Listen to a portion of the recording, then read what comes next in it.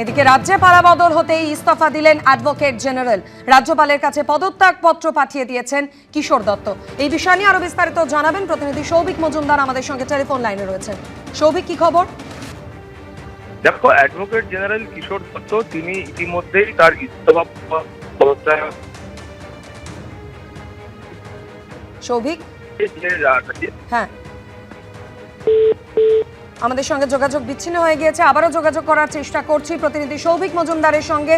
যে খবরের দিকে আমরা নজর রেখেছি, রাজ্যে পালাবদল হতেই রাজ্যপালের কাছে পদত্যাগ পত্র পাঠিয়ে দিয়েছেন অ্যাডভোকেট জেনারেল কিশোর দত্ত।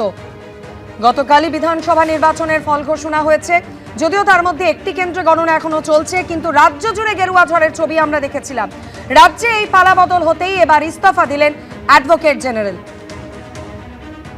আবারও যোগাযোগ করতে পেরেছি, প্রতিনিধি সৌভিক মজুমদার আমাদের সঙ্গে টেলিফোন লাইনে রয়েছেন। সৌভিক, দেখো, একেবারে অ্যাডভোকেট জেনারেল কিশোর দত্ত তিনি তার ইস্তফাপত্র ইতিমধ্যে পাঠিয়ে দিয়েছেন। এবং তুমি জানো যে অ্যাডভোকেট জেনারেল যে পদ হয় সেই পদটি একটি সাংবিধানিক পদ, এবং রাজ্যের মুখ্য আইনি উপদেষ্টা তাকেই কিন্তু অ্যাডভোকেট জেনারেল হিসাবে নিয়োগ করা হয়। অর্থাৎ এ রাজ্যের ক্ষেত্রে মূল যে আইনি পরামর্শ প্রয়োজন হয়ে থাকে সরকার চালাতে গেলে, সেই পরামর্শই একজন অ্যাডভোকেট জেনারেল তিনি কিন্তু দিয়ে থাকেন।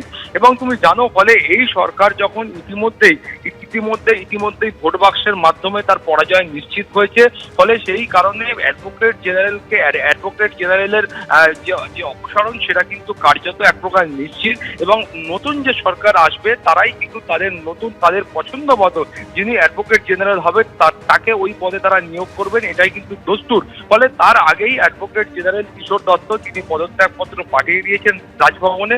ফলে তার পদত্যাগপত্র খতিয়ে দেখে তারপর সেটা গ্রহণ করা হবে, এবং তারপরে নতুন সরকার ক্ষমতায় আসার পরে সেখানে কিন্তু নতুন অ্যাডভোকেট জেনারেল নিয়োগ করা হবে। ধন্যবাদ সৌভিক।